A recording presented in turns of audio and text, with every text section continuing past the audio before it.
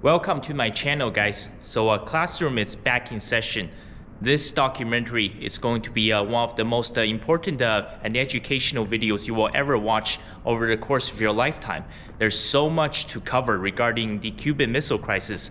I want to cover this conflict from every single perspective. So I've decided to split up this documentary into two parts. This is going to be my most ambitious work yet. So I sincerely hope that you guys will stick with me, and I can assure you guys that you guys will have learned so much new information, things that you guys have never heard of before after watching these two documentaries. So thank you guys so much for clicking on this video and joining my channel, and let's get started. Here it goes, the Cuban Missile Crisis full documentary from every single perspective. Let's roll. What if I told you guys that I was gay? Well, that's something to think about. By the way, I'm definitely not gay. Or am I? Who knows? Why am I mentioning this? By the way, this is not a clickbait. Yes, this is a full-length documentary on the Cuban Missile Crisis. I've written some notes on the board. This is my most ambitious project yet, because as I am recording this video in 2024, this is without a doubt the closest the world has been to a nuclear Armageddon since the October 1962 Cuban Missile Crisis. I'm sure you guys have seen 3, 5, 10-minute videos on the crisis, but I'm going to cover this crisis from every single perspective. Now, why would I say that at the start of the video? Well, here's the thing. Let me ask you guys something. What do you guys see on the screen right now in front of you? Well, you see the palm of my hand. But that's not what I see. You see the palm of my hand, however, I see my knuckles. See, that's the difference, right? There are always two sides to every single story. That's why we're going to look at this crisis from every single perspective. And yes, many of the things that you guys have learned in school, most of it is probably inaccurate information. A lot of it is full of lies or propaganda. They're not telling every single perspective. And in order to understand the Cuban Missile Crisis, obviously Cuba, still very much a communist country, you have to understand something. Communism. In communism, there's a concept, right? People use pseudonyms. So people use fake names, changing their identities. People who are like chameleons. For example, Kamala Harris. I still have not found any single piece of evidence to prove that Kamala Harris is actually black. And honestly, I don't even think that she's 10% or even 5% black. I think she's making everything up. So I've written down the board. These are some of the main characters of the storyline. It's very important, right? So remember in 1953, right? Death of Joseph Stalin. By the way, his name is actually not Joseph Stalin. Same with Vladimir Lenin. His name is not Lenin. Same with Leon Trotsky. They're all using fake pseudonyms. So, for example, Joseph Stalin, even his name at birth, there has been many variations, and I apologize for my pronunciation. See, Joseph Stalin was born Loseb Bessarianos Zhugashvili. Now, what does Stalin mean? Stalin, that's the name he gave himself. Stalin means man of steel. I think it's quite a cool name. Man of steel there. And Stalin in his younger days, he's also known as Cuba. And so throughout this documentary, I'm going to talk about from the death of Stalin to the Cuban Missile Crisis, and ultimately leading to the suck. Well, it's actually called the suck. If you're wondering what the suck is, well, this is the latter half of the Cold War, where nothing exciting really happened. So they literally called it the suck, right? And another example of the Soviet pseudonyms, Molotov. You've heard of Molotov cocktails, right? Molotov, that's a fake made-up name. So once again, I'm sorry if I'm pronouncing these Russian names wrong. So Molotov, he was born as Vyacheslav Mikhailovich Skyarabin. Yeah, once again, I'm sorry for my pronunciation. I think honestly Molotov is better. By the way, a Molotov actually means hammer. Like the Thor's hammer. So you see, it's very important to learn about these things, right? Everything about communism, it's all about made up fake identities using fake names. Yes, even my name, that is also a fake pseudonym, so I don't use my real name. You know, so sometimes it's important to conceal identity. Who knows, maybe I'm a Chinese communist spy. So yes, keep this point in mind as you're watching this documentary, right? You see the palm of my hand. I see my knuckles. Very, very important. So let's talk about the Soviet Union after the death of Stalin. Stalin died in 1953. So Malenkov would temporarily take power as the next Soviet premier, but Malenkov, he was morbidly obese. You might disagree, but I definitely think that he's been eating way too much. He wasn't destined to be a main character. So a couple of candidates emerged after the death of Joseph Stalin that they wanted to be the next leader of the Soviet Union. And many of you guys might not have heard of this name. It's extremely important to remember this name. Lavrentiy Pavlovich Beria. Every single one of you guys, never ever forget that name. Okay, this guy murdered millions of people. So who was the other contender to become the next leader of the Soviet Union? Will be this man, Comrade Nikita Sergeyevich Khrushchev. This is very important to remember because obviously Khrushchev will become the leader of the Soviet Union during the October 1962 Cuban Missile Crisis. So what happened to this monster Lavrentiy Beria at the end of his life? Well, eventually he was arrested by this man.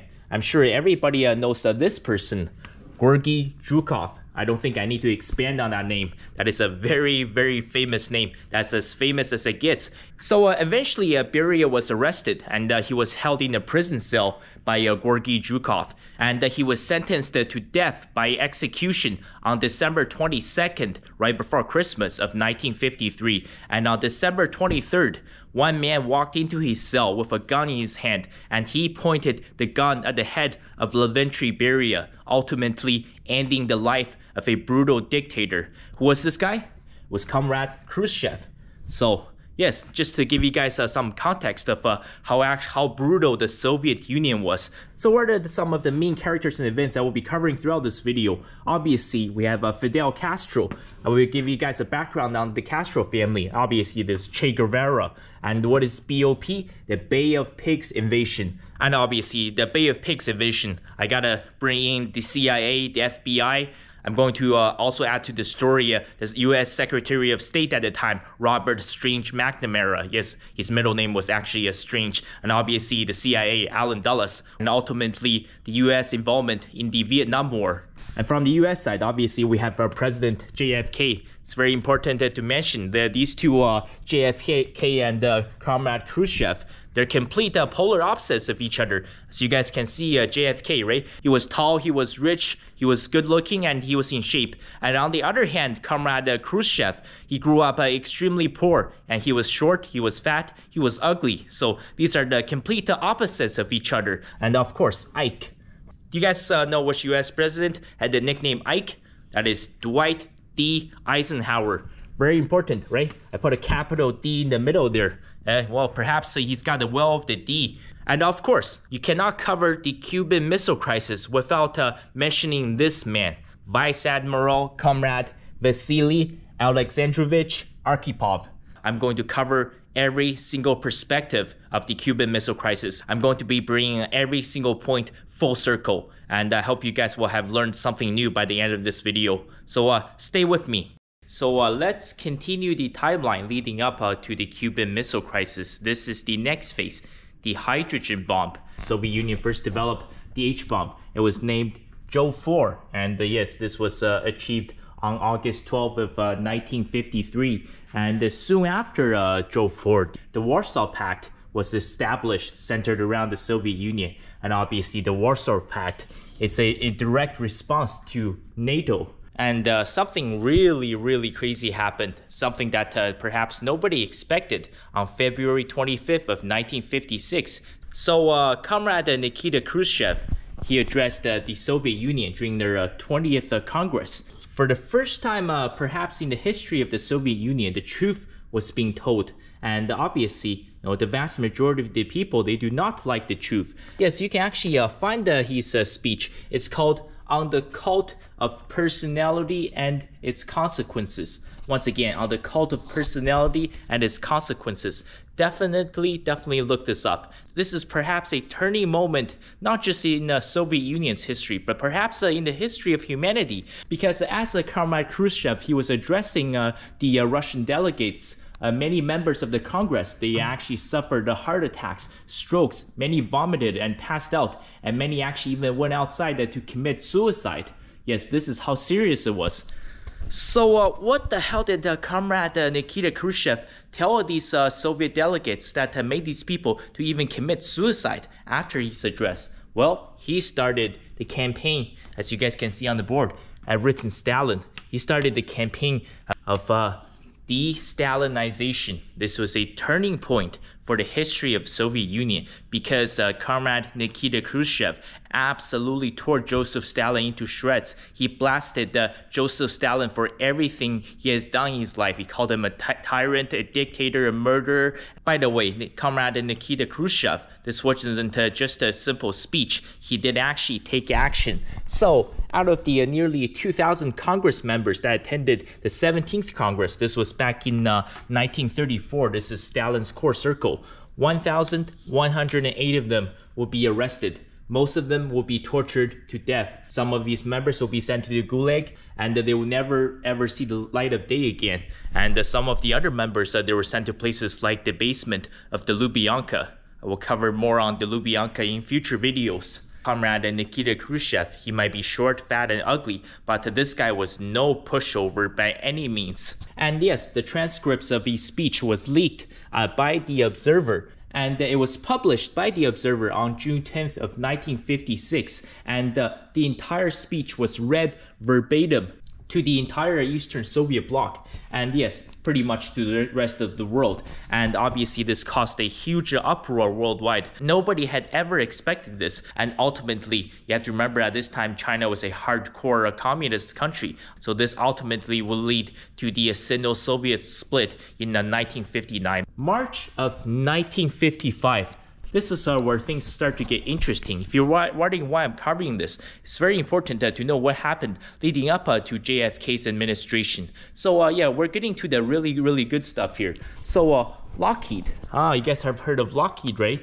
Guess what Lockheed is doing now in 2024? Well, they're still sending weapons to Ukraine with the US's hard-earned taxpayers' money. So yeah, this is very much relevant. So originally President Dwight D. Eisenhower, we'll just call him Ike, so he was actually against this idea, but somebody convinced him in the newly reformed Central Intelligence Agency. Who was this man? Of course, Allen Dulles. We'll mention him many times throughout both parts of this documentary.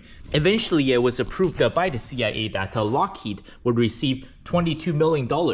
And their chief engineer, Kelly Johnson, he will be the one responsible for this project. Basically, the CIA, they wanted Lockheed to build 20 spy planes that they will be able to fly at extremely high altitudes so that they could not be followed and shot down by the Soviet planes. So Kelly Johnson, the chief engineer, he was responsible for this massive project. And he was able to deliver 20 of these spy planes for just $18.5 million. Yeah. Then, of course, right after that, the project Aquatone took place. This is the U-2 spy planes.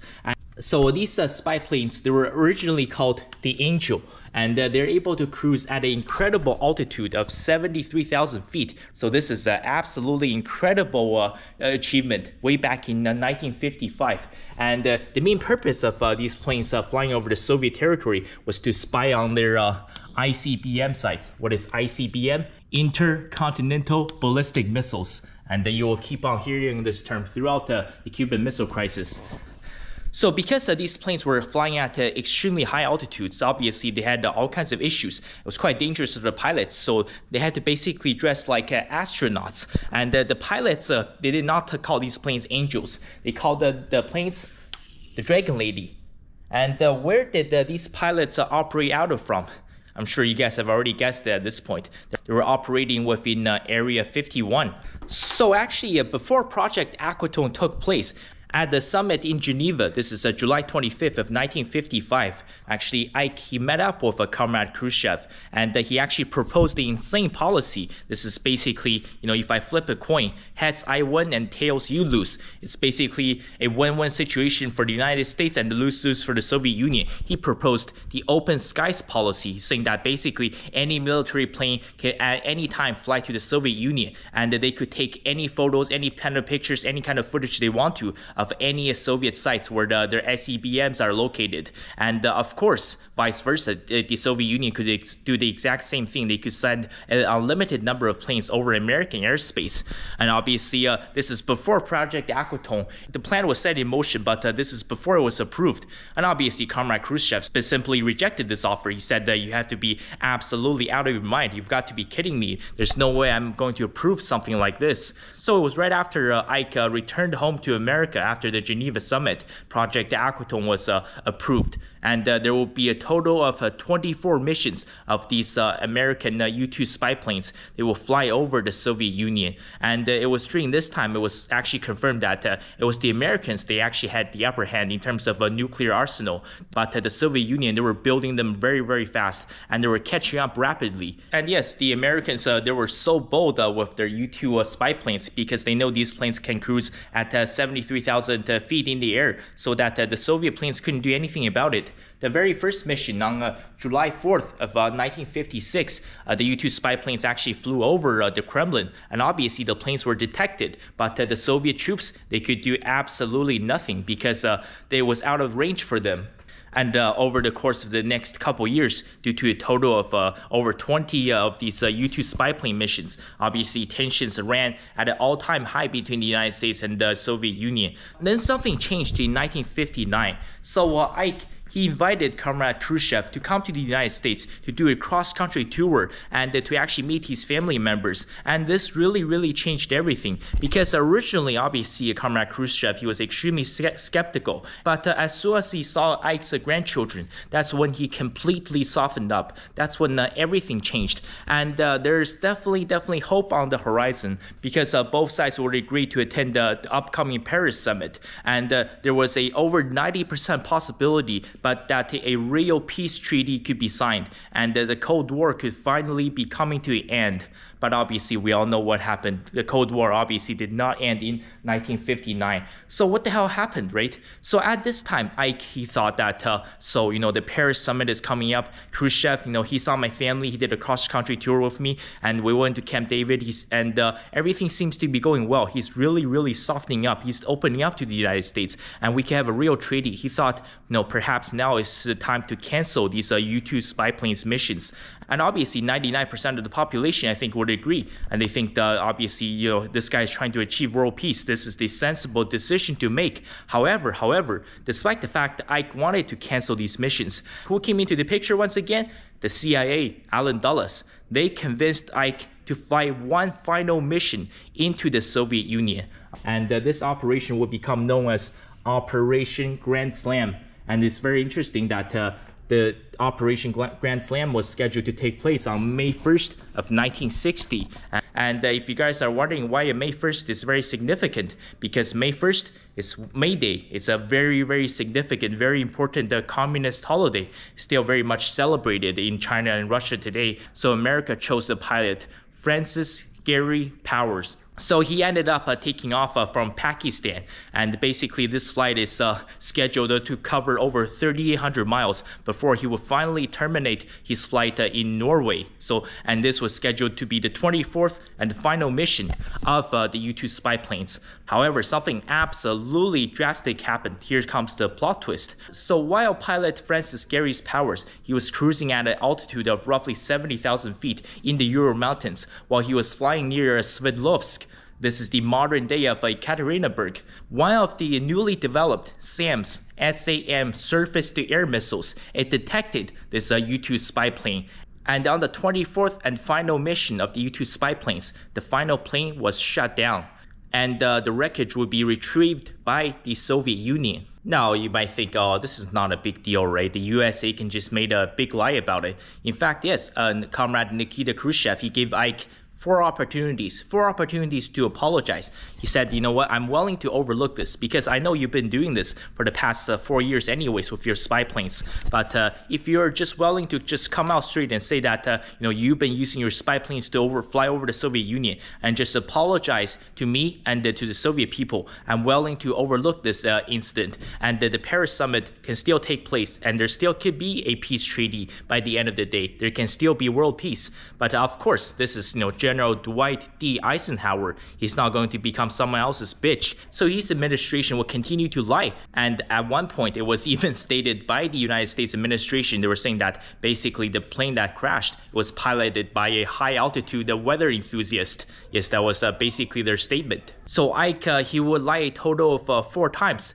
after the failure of Operation Grand Slam. But what Ike and the entire United States did not know was that the Soviet Union and Comrade Nikita Khrushchev, they had one final ace up their sleeve, and this would cause the complete deterioration of the relationship between the United States and the Soviet Union. When the surface-to-air missile, when the SAM missile shot down the U-2 spy plane, the Soviet Union and the Comrade Khrushchev, they did not mention any fate of the pilot. So obviously everybody thought that Francis Gary's Powers, he probably just kicked the bucket, right? He's been reduced to dust. Nobody will be able to recover his body. This is where the United States was wrong. So the pilot, Francis Gary's Powers, he actually went on to survive this ordeal. And when the United States decided to continue to lie about this incident, Comrade Khrushchev, he brought out Francis Gary's Powers, 100% functional, 100% healthy. Obviously, this shocked the world. And this was a major blow to Ike's reputation and to his entire administration as his second term was winding down. Then came the US elections, and it was considered to be a monumental upset. But because originally running for the Republican Party was Ike's running mate, he's a vice president. And of course, everybody knows who that is. That is Richard Nixon. He will later become the US president. But of course, he will be involved in one of the greatest scandals in US presidential history. That is the Watergate scandal. So he was the overwhelming favorite. Unfortunately, due to the US spy plane incident, and basically the Paris summit will completely fall apart. And basically, once again, the world is embracing for a nuclear Armageddon. And a lot of people lost faith in Ike's administration and also in the Republican Party. So then comes a young, tall, charming, good-looking 43-year-old candidate. And President John F. Kennedy, he ended up winning the 1960 US election in a monumental upset. But I think very soon that President JFK is going to learn that his presidency is going to be an extremely difficult and treacherous one. So for the next part of this documentary, let's shift the focus towards Cuba. So a very famous person was born back on August 13th of 1926 in Cuba. And this part really bothers me because yes, I actually do share a birthday. Obviously not the same birth year, but I share the exact same month and date as this person. Many people simply refer to this guy as that bastard. I'm sure you guys know where I'm getting at, right? I'm shifting the focus to Cuba. Even though he claims to be the man of the people, you have to realize something. He never ever grew up poor. He always grew up with a silver spoon in his mouth. He was never from the hood, never from the slum, never from the ghetto. Because his father actually owned a 23,000 acre plantation. Yes, 23,000 acre plantation. Here's something very interesting. His mother gave birth to him out of wedlock. Very, very important. I keep bringing up this point. If you want to have children, get married first. Now, his father had a net worth at the time of roughly $500,000. In today's money, this is the equivalent of $5 million USD. That is an insane amount of money. So this guy, man of the people, that bastard, whatever you want to call him, he was not by any means poor. So his father, Angel, his first wife, her name is Maria. That's his first wife. Maria was 15 years younger than Angel. And also, Maria was known to be a gold digger. They will go on to have 5 children together. It is very well known that Maria absolutely loved to go on shopping sprees. And here comes the crazy part, right? Maria has a younger cousin. So Maria has a younger cousin. Her name is Lina Ruiz Gonzalez. Now, Lina is 13 years younger than Maria. And also, you have to remember, Maria is 15 years younger than Angel. So Maria would actually set up Angel with her cousin. So they're 28 years apart with Lina. And they will go on to have 7 more children. So at this point, Angel is at 12 children already. So basically, I think you can say that Angel No, yes, he was rich, but he definitely had a sex addiction. And his pull-out game was definitely extremely weak. Are you serious? If you think that's bad, Ang Hao will go on to have one more children. Well, that's what's been confirmed. Who knows? There could be 20 or 30. So Ang Hao had a 13th child with a woman that worked on his plantation. Her name, interestingly enough, was Generosa.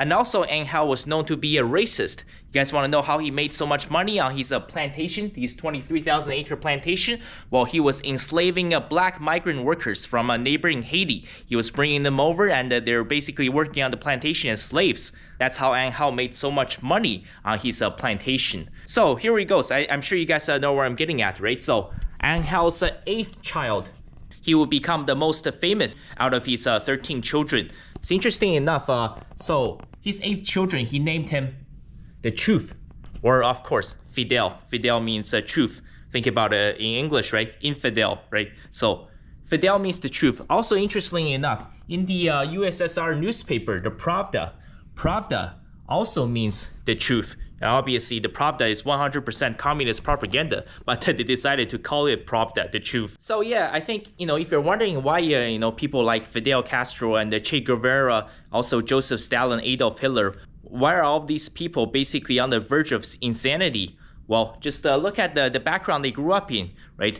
At the center of every single human civilization, there has to be stable nuclear family. If your family looks like this, yes, you're bound to be 100% messed up. So on November 26th of 1956, Fidel Castro, he led 81 other communist revolutionaries. They were sent to exile in Mexico. However, they hopped on a ship. Interestingly enough, the ship was called the Grandma. Yes, that's actually the name of the ship. And they returned to the island of Cuba. They planned to stage a communist revolution. Out of those 81 revolutionaries, only 9 survived. So you think, oh, the revolution is going to fail, right? No, absolutely not. Remember this, Fidel Castro, and obviously one of the other people that survived the communist revolution was Che Guevara. So they started a communist revolution with just 9 people. So what's your excuse? Make the first move, ask a girl out, ask your crush out on a date. Remember, these two, they started a communist revolution with just 9 people, so stop making excuses in life. And just 2 years later, on December 31st of 1958, Cuba's leader Batista, he fled the country with $300 million USD. You wonder why people in countries like Cuba are so poor. Remember, this is December 31st, 1958. He had $300 million in his bank account. This is not assets. This is not a plantation or fancy yachts or jets. This is cold, hard cash. So in 1959, obviously Cuba will be led by Fidel Castro and Che Guevara. It will become 100% communist, and is still suffering from communism as of 2024. And obviously, it is extremely important to mention that Cuba is only 90 miles away from Key West, Florida. This is absolute terrible news for the United States of America. And if you think the previous leader, Batista, he was corrupt, right? So Fidel Castro, he would finally flee the island of Cuba on November 25th of 2016 at the age of 90. In 2016, when he fled the island of Cuba, if you're wondering why people are so poor on the island, he fled with $900 million USD in his bank account. Once again, I'm not talking about the land that he owns, the farm, the houses, the yachts, the jets. This is $900 million USD in cash. The reason why so many people around the world are still living in extreme poverty is not because of economy, it's not because of inflation, it's not even because of war. The number one reason is corruption. I'm sure you know exactly what I'm talking about. If you live in Haiti, if you live in Congo, if you live in Nigeria, if you live in Brazil, and if you live in the slums, if you live in the hood, the number one reason you're suffering, okay, it's not the economy, it's not the inflation, it's not even war. It is because extreme corruption by politicians. How the hell do you end up with $900 million cash in your bank account? So just want to give you guys a little bit of a preview of Fidel Castro. Now things are getting interesting. I hope you guys are learning new information as you guys are following me along in this documentary.